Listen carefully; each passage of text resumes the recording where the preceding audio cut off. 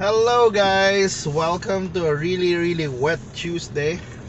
Typhoon Lannie. Lannie is here. Lannie with a double N. Hi, by the way, sa tanan natong friends diha na Lannie ang pangan. Hasta na mga Melanie, Lannie. Oh. So finally nanibagyo na in your name. So yes, it has been a rainy day. Good thing dili kayo grabe ang mga rainfall warnings today, but yes, Lannie is here and hopefully yes, wala kay mga landslide, mga baha diha. And if you're living in a landslide prone area, yeah, stay safe lang yun, paniguro mo. Flood prone areas as well, bantay-bantay lang mo. So avoid mga mga lugar na bahaon, like ay mo kaligog waterfalls karon, for example. Yeah, so mga we are out again. So we're still in a we have a tropical depression in our area. I think nanagid sa atong area ang TD Lannie. So it has really affected our weather since Sunday pa lang. Yes, ni grabe na. And I hope you're gonna be just keep yourself dry, listen na kay maunan karon. So currently we're here. Say this is M. Lugarta Street on our way to SM City Cebu na side.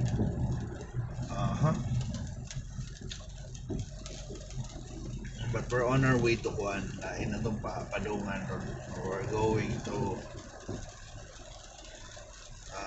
SW Finma. Pero tanawa ang sky, really the sky is white, gray. Although tungod sa camera reddish.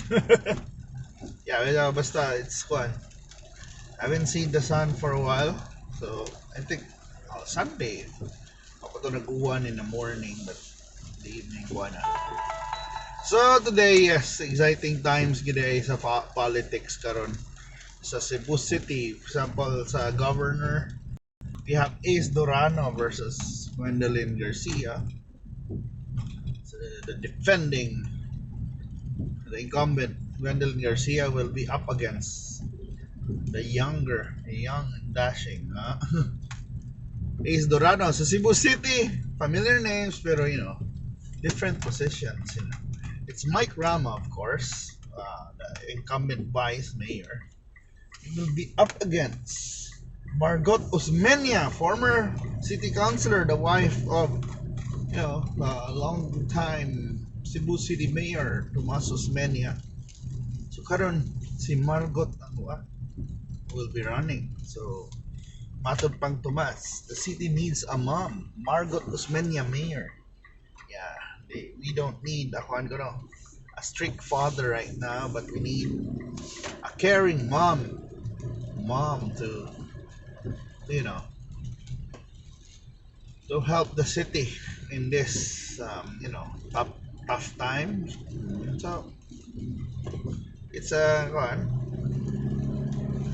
interesting. It's interesting ang ilang pag-create og lineup. Yeah, vice mayors nila is gonna be si Councilor Raymond Garcia will face off ni Sana Ong, Franklin Ong, the ABC captain, the ABC head Association of Barangay Captains, captain sa Kasambagan among barangay. And for Congressman, si Bebot Abellanosa graduated na, so supposed to be siyang tatigidungog na magmayor.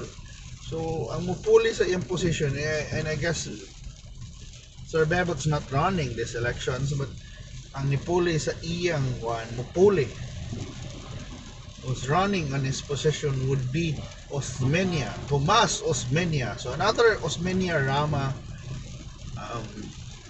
match up din. Young si Edu Rama konsehal will face off against the former mayor Tomas Osmena. So interesting. Yeah, although former congressman sa din na siya. So interesting one. It's young versus old dire. Uh-huh. So, wala, tingnan na. Yeah, sa north, which is ako voter, ito si Nini Mabatid versus Cutie Del Mar. Oh, si Cutie. So, ang long-time congressman there sa north was Raul Del Mar, who died recently. So, ang mupuli was, former sa ni siya, na nakapuli na ni siya sa una ni sa iyang papa, si Rachel Cutie Del Mar. She's so it's a woman. Congresswoman, congresswoman ang sa North District ang daog kung pa lang mo apil takibaw kay basin like mo dagan og balik si Richard Yap and other what interesting parties so takibaw ba diba kay di man ta ka sigurado aning kuan guys 2022 would be a year of a lot of changes so expect mo daghan sa mga bagong bago atong presidente ang panahon na bagong mga senador. So I don't know, for sure bagong mayor. Dari sa Cebu City. So wala, medyo kuan din nato ato ning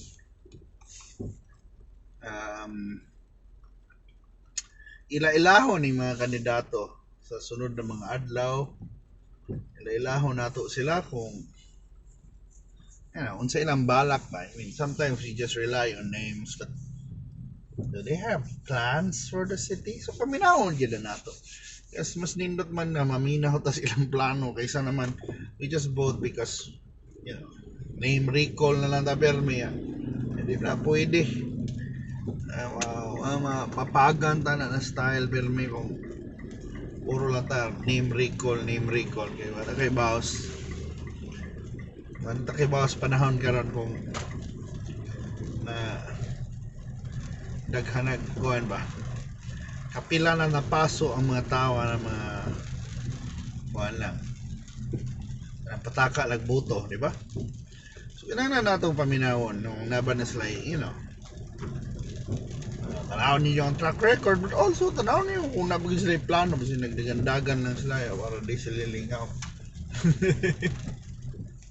Yes, because I don't know. Hopefully, so we would have to listen to their promises because we can hold them accountable anang mga saad nila. And I hope we do that. Because daghan gid mananaan ron mga sa kuan pa ni daghan kay manguyab nato ron kung sa karong panahon nagwapa kay ta. It's like a lot of men barako interesado kay nato but daghan kay isaan so paminawon gid nato di ba bitaw mo nang interesting yun kayo kung kamusad you have to go on yourself you have to say na marabag niliko ko rin kay traffic man dito so you have to say na marabag we deserve to really get the best out of this position. So natong hopefully yes in these elections we can pick well. We'll use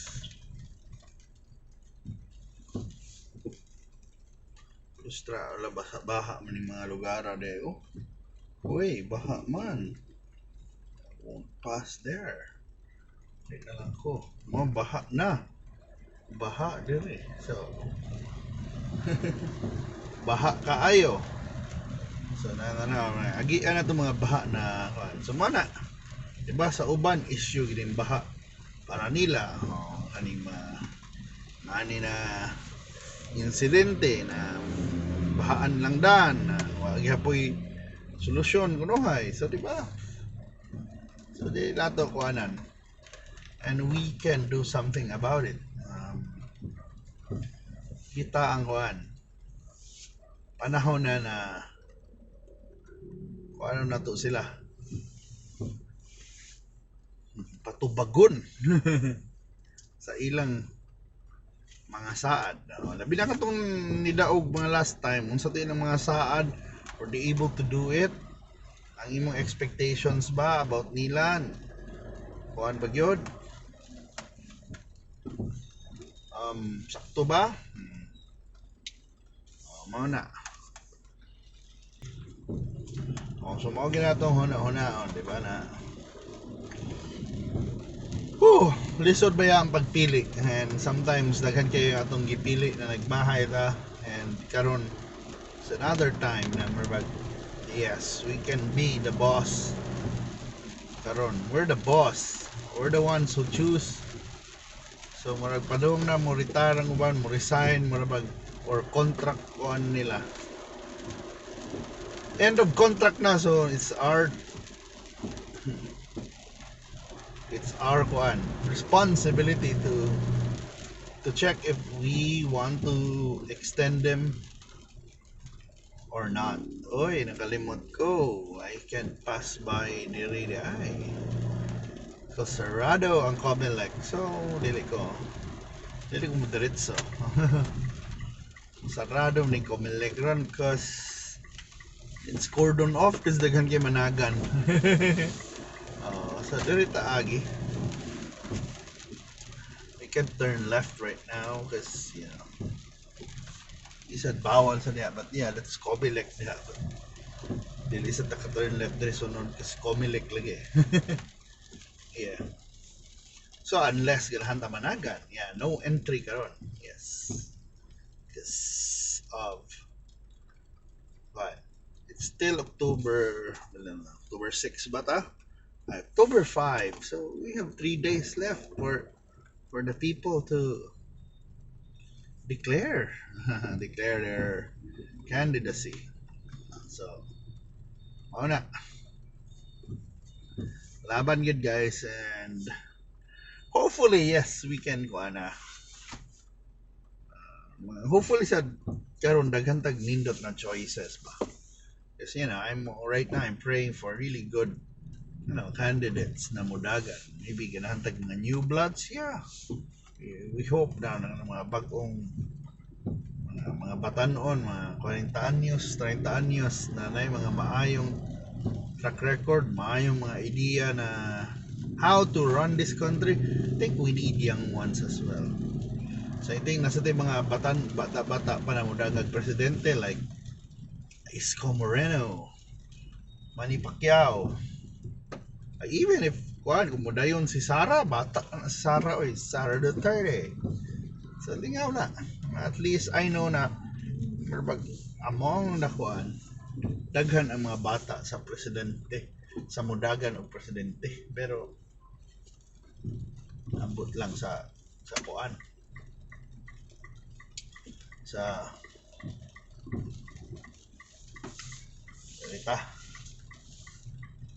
mudagan o presidente, mga bata, ambot lang ning mga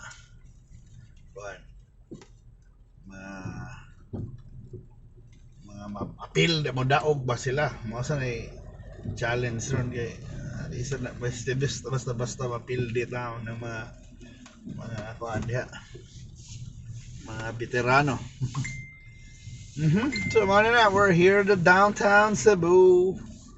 Oh, I love Cebu. Dindot yan downtown ba?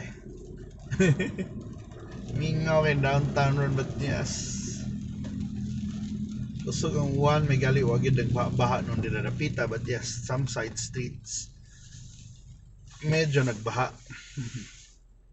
So na ta diri dapit sa kuan.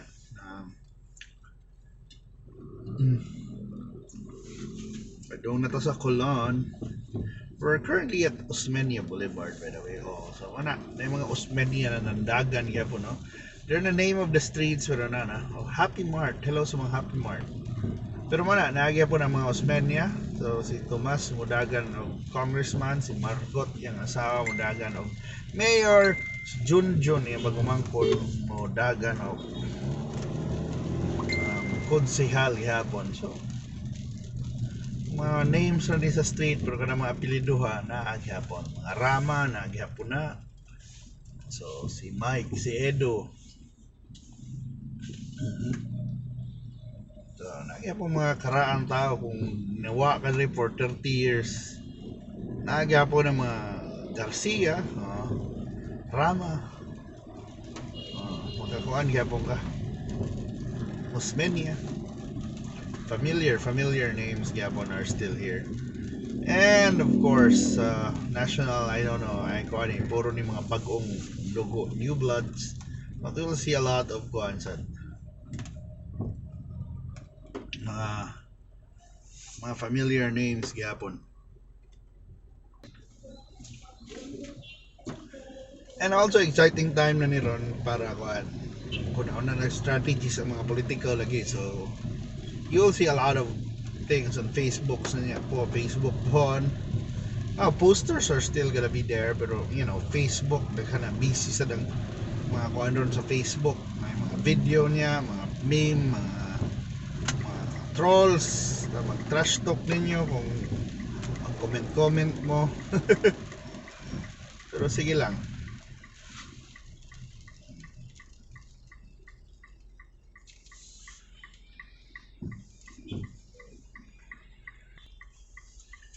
So manang uban sa probinsya excited na ba kayo sad kay na mga nindot na kombate ba niya dayon, you know, usahay na ginay kuyog na vote buying. Di ba? So come on, by the way guys, how often do you vote? I mean, kompleto ba mo in the last elections? Niboto ba mo, you know, sa barangay elections, sa midterm elections? Did you vote? Did you vote in the last presidential election? Kuan ba? Updated ba yung records? Kuan ba mo? Pura ko magdaghan ron magboto ba ya? Daghag mga first time voters. And for first time voters, you know, what are your kuan? Are you excited on this election cycle? I mean, finally your voices can be heard, especially the young ones, kung mga 18 anyos, 19, 20.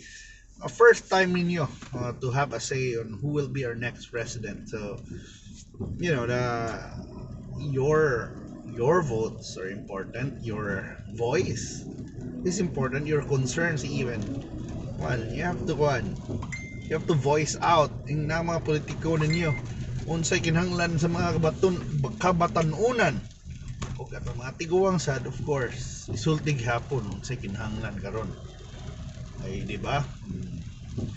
Labi na kaedad ni nato mga managan ron, so mga kaedad o maguwang nato ang hudlag gamay, most likely they have an idea na sa unsay kinahanglan, pero usahay man god, especially ka ng mga naana sila sa Manila na lang, was na kayo ba sa concern sa probinsya, usahay na dapat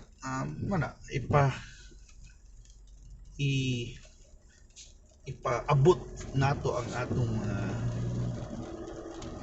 kinahanglan, di ba?